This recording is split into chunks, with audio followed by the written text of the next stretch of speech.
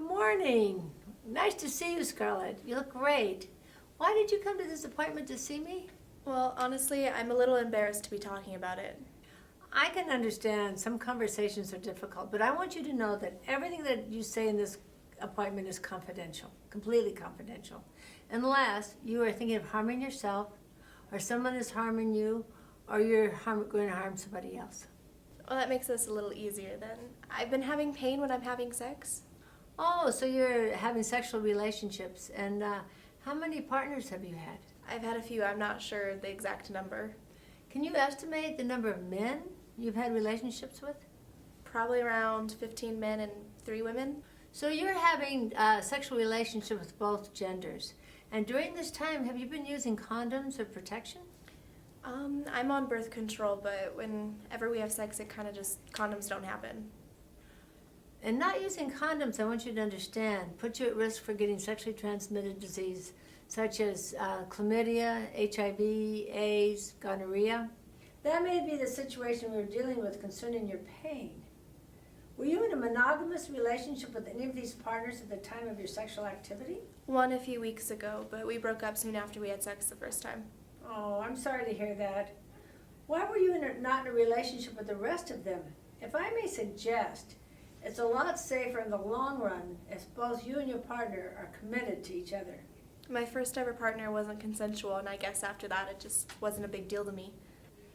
I can see how this would change your view in relationships. And did you report this abuse to the authorities? Yeah, about 3 months ago. And after this report, did you receive any therapy? No, soon after my father was arrested, I was put into a group home, but I refused the offer of a therapist.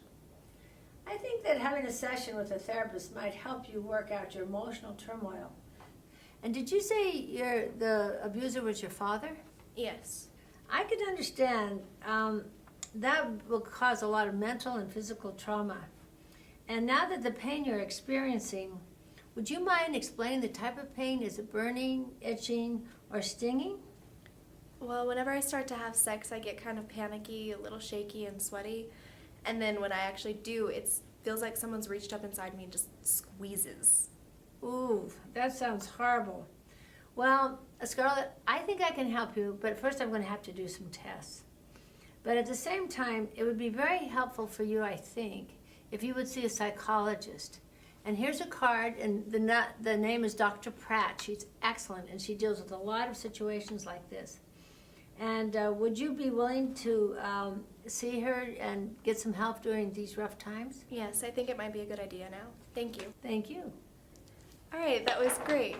So we use a constructive feedback model called the hamburger approach. I will tell you what you did well, that is a garnish. I will tell you what needs improvement, and that is a meat. And I will tell you my overall opinion of the experience, and that is the bun. So starting with the garnish. You were very open to talking to Scarlett about her sexual past, and you right away mentioned confidentiality, which helped her open up to you. You were very kind to her, and you suggested that Scarlett go see a psychologist and gave her a great warm handoff that made her want to go see the psychologist you suggested to her. Now to the meat. You used a few words and terminology that aren't really used in everyday conversation, so it might be a little hard for some people to understand. So words such as monogamous, contraceptives, might be a little hard for some other people to understand. Also, you right away assumed that she was only in a relationship with men, not men and women or just women, which she was, so it made Scarlett a little uncomfortable. You also told her that she should only be in monogamous relationships, which also made Scarlett feel a little bit uncomfortable, more like you were giving her advice, not so much giving her the feedback that she needs for her diagnosis. Now to the bun. Overall, the appointment ran really smoothly, and Scarlett was extremely comfortable talking to you about her sexual past, which she's not normally comfortable talking to people with, and she just really felt like she got something from the appointment. Thank you very much. This feedback was very helpful.